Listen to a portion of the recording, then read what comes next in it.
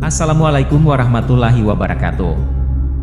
Sahabatku yang seiman, pada video kali ini, saya akan menceritakan tentang seorang raja yang sangat kuat, adil dan menguasai dunia bagian barat dan timur, serta dia adalah sosok yang sangat beriman dan patuh kepada Allah Subhanahu wa Ta'ala, sehingga ia diberikan anugerah yang luar biasa dari Allah Subhanahu wa Ta'ala. Dia juga merupakan seorang raja yang membangun tembok pemisah antara kaum Yajuj dan Majuj yang akan berbuat kerusakan di muka bumi kelak. Bagaimana kisah selengkapnya? Simak sampai akhir video ini.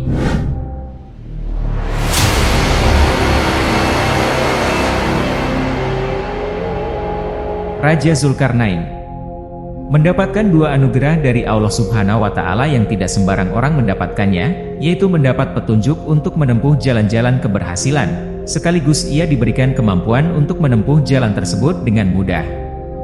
Maka jadilah ia seorang raja dengan kekuatan besar, mampu menaklukkan banyak wilayah, bahkan sampai ke belahan dunia yang demikian jauh antara barat dan timur. Zulkarnain adalah seorang raja yang soleh. Allah Subhanahu wa Ta'ala menganugerahinya jalan yang menumbuhkan kekuatan bagi kerajaannya, dan juga kemenangan-kemenangan yang belum pernah diberikan kepada siapapun selain dirinya. Allah Subhanahu wa Ta'ala menyebutkan sejarah hidupnya yang menarik, kasih sayangnya, kekuatan dan luasnya kerajaan yang dipimpinnya hingga ke belahan bumi timur dan barat. Karena itulah Allah Subhanahu wa Ta'ala berfirman, "Dan mereka bertanya kepadamu tentang Zulkarnain. Katakanlah, aku akan bacakan sejarahnya kepada kalian." Quran Surat Al-Kahfi ayat 83. Maksudnya adalah, aku akan membacakan sebagian sejarah hidupnya. Telah kita ketahui bahwa semua yang Allah kisahkan di dalam Al-Quran adalah berupa sejarah atau kisah yang paling baik, dan paling bermanfaat bagi hambanya. Allah terangkan dalam ayat-ayat ini, bahwa Allah Subhanahu wa Ta'ala telah menganugerahi Zulkarnain jalan kemudahan, untuk mencapai segala sesuatu. Yang dengan petunjuk atau jalan dari Allah itu dia mendapatkan kekuatan kerajaannya, ilmu ketatanegaraan, dan strategi bagi pasukannya. Di mana dengan semua itu pula dia dapat menundukkan berbagai bangsa. Dianugerahkan pula kepadanya pasukan dalam jumlah besar, serta semua sarana atau prasarana yang dibutuhkan. Namun demikian, dia tetap menjalani segala sesuatunya berdasarkan yang ditunjukkan dari Allah Subhanahu wa Ta'ala. Tidak semua orang yang dianugerahi seperti Raja Zulkarnain dapat menjalankannya dengan amanah. Bersama pasukannya, Raja Zulkarnain mampu menaklukkan daerah Afrika hingga sampai ke pedalamannya, hingga mencapai bagian paling barat, atau daerah pinggiran sebuah samudera. Allah Subhanahu wa Ta'ala berfirman, dia melihat matahari terbenam di laut yang berlumpur hitam. Quran Surat Al-Kahfi ayat 86. Dia melihat dengan matanya sendiri seakan-akan matahari itu terbenam ke dalam laut yang berwarna hitam. Maksudnya adalah, dia telah menjelajahi hingga batas terjauh dari wilayah Afrika. Sahabatku seiman, dalam perjalanannya, Raja Zulkarnain menemukan suatu bangsa yang diantara penduduknya ada yang muslim, dan ada yang pula yang kafir, ada yang berbudi dan ada yang jahat. Kami berkata, hai Zulkarnain, kamu boleh menyiksa atau boleh berbuat baik kepada mereka. Quran Surat Al-Kahfi ayat 86. Maksud dari ayat ini adalah, boleh jadi yang berbicara dengannya adalah salah seorang dari nabi-nabi Allah. Atau mungkin pula salah seorang ulama di sana. Atau mungkin pula pengertiannya adalah bahwa karena kekuasaannya, dia diberikan pilihan. Jika bukan demikian, sebagaimana yang telah kita ketahui, bahwa syariat tidaklah menganggap sama antara perbuatan baik dengan perbuatan yang buruk. Dan Allah berfirman mengisahkan ucapannya, adapun orang yang dianiaya, maka kami kelak akan mengazabnya, kemudian dia dikembalikan kepada Robnya, lalu dia akan mengazabnya dengan azab yang tiada tara. Adapun orang-orang yang beriman dan beramal soleh, maka baginya pahala terbaik sebagai balasan dan akan kami titahkan kepadanya hal-hal yang mudah dari perintah-perintah kami. Quran Surat Al-Kahfi ayat 87-88. Ini adalah bukti keadilannya, sekaligus menunjukkan bahwa dia adalah seorang raja yang soleh. Allah Subhanahu wa Ta'ala berfirman, kemudian dia menempuh suatu jalan. Quran Surat Al-Kahfi ayat 89. Raja Zulkarnain kemudian melanjutkan perjalanannya, berdasarkan suatu petunjuk yang telah Allah berikan kepadanya. Setelah penduduk daerah barat yang ditemuinya itu tunduk, sampailah dia pada suatu daerah di tepi lautan teduh, yaitu sekitar wilayah Cina. Allah Subhanahu wa Ta'ala mengisahkan, dia mendapati matahari itu menyinari suatu bangsa, yang kami tidak menjadikan bagi mereka sesuatu yang melindunginya dari cahaya matahari itu. Quran Surat Al-Kahfi ayat 90. Maksud dari ayat itu adalah, mereka tidak mempunyai sesuatu hal pun yang bisa melindungi mereka dari sengatan sinar matahari, baik itu pakaian ataupun rumah tempat tinggal. Dan mereka menetap di sana. Artinya dia mendapati bangsa yang ada di pedalaman daerah sebelah timur ini, sangat terpencil dan terasing serta jauh dari hubungan dengan manusia lain, dan juga terdapat banyak binatang liar yang berlindung ke dalam gua. Seperti apa yang sudah Allah Subhanahu wa Ta'ala terangkan keadaannya. Maksud dikisahkannya hal ini adalah untuk menunjukkan bahwa dia telah tiba di daerah yang belum pernah dijangkau oleh penjelajah manapun. Kemudian dia menempuh jalan lain lagi, yang memungkinkan dia untuk menjelajahi negeri-negeri, dan menundukkan hamba-hamba Allah yang lain. Kemudian Raja Zulkarnain pergi ke arah utara. Hingga apabila dia telah sampai di antara dua buah gunung, Quran Surat Al-Kahfi ayat 93. Yaitu pertengahan antara dua buah gunung, yang telah ada sejak Allah menciptakan bumi ini. Keduanya merupakan mata rantai dari pegunungan besar yang tinggi sambung menyambung di tempat yang luas itu. Yaitu suatu dataran tinggi, hingga ke laut di antara sebelah timur dan barat daerah Turki.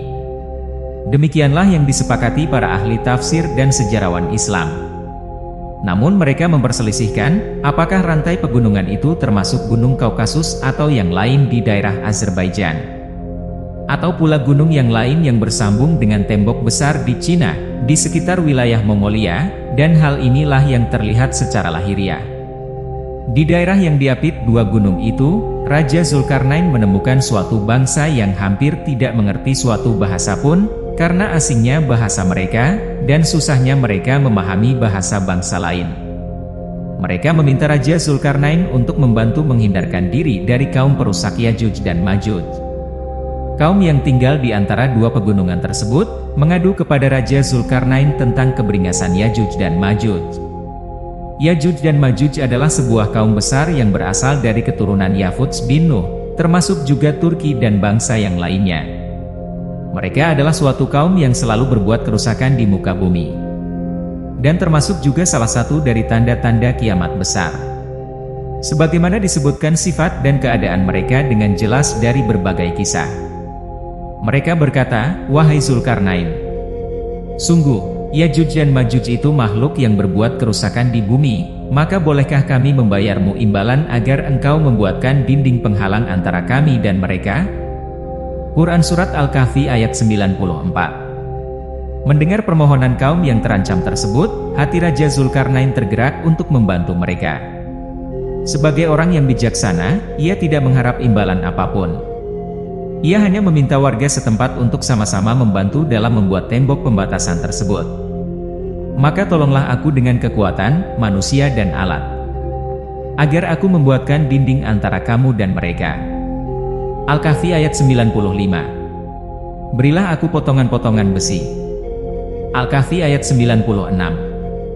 Maksudnya adalah, kumpulkanlah untukku berbagai potongan besi, dengan ukuran yang besar ataupun yang kecil, dan jangan sisakan, dan tumpuklah di antara kedua gunung itu. Mereka pun mengerjakannya secara bersama.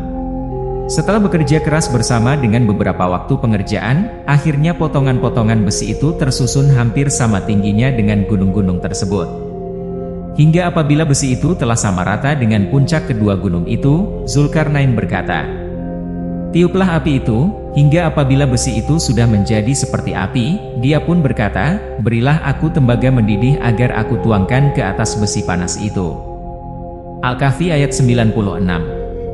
Dalam ayat ini dikisahkan Zulkarnain memerintahkan untuk menggunakan tembaga yang dicairkan melalui pembakaran, lalu kemudian akan dituangkan di antara potongan besi yang sudah tersusun tinggi tersebut, hingga merekatkan satu dengan lainnya, lalu bersambung dengan kedua gunung itu.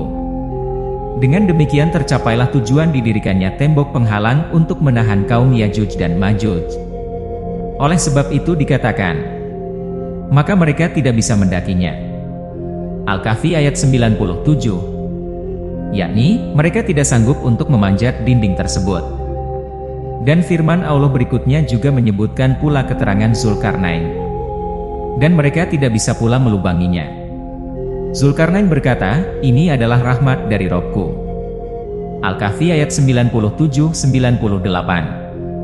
Raja Zulkarnain berkata, Robku yang telah memberi taufik kepadaku untuk dapat mengerjakan pekerjaan besar dengan hasil yang bagus ini.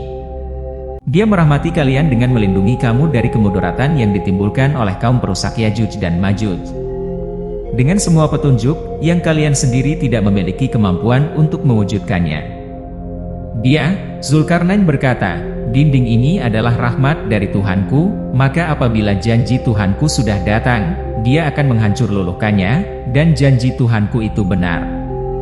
Al-Kahfi ayat 98. Artinya, pekerjaan besar ini, yaitu dinding pembatas yang telah dibangun antara kalian dengan Yajuj dan Majuj hanyalah bersifat sementara. Maka jika sudah tiba masanya, Allah akan takdirkan berbagai jalan kekuatan dan kesanggupan yang memungkinkan Yajuj dan Majuj menghancurkan dinding tersebut, dan kemudian menyerbu wilayah bangsa-bangsa di sekitarnya. Bahkan mereka pun akan menyebar ke belahan bumi ini, ke timur dan barat. Sebagaimana Allah terangkan pula dalam ayat lain. Hingga apabila dibukakan tembok Yajuj dan Majuj, dan mereka turun dengan cepat dari seluruh tempat yang tinggi. Al-Anbiya ayat 96. Demikianlah kisah Raja Zulkarnain yang berhasil membangun tembok pembatas untuk mengurung kaum Yajuj dan Majuj. Sampai tiba pada akhirnya Allah Subhanahu wa Ta'ala akan membukakan kembali pembatas itu. Sahabatku seiman, semoga kisah ini dapat menambahkan keimanan kepada kita sekalian. Wallahu a'lam bishawab. Mohon maaf jika terdapat kesalahan dalam penyampaian informasi yang saya berikan. Kesempurnaan hanya milik Allah Subhanahu wa Ta'ala. Wassalamualaikum warahmatullahi wabarakatuh.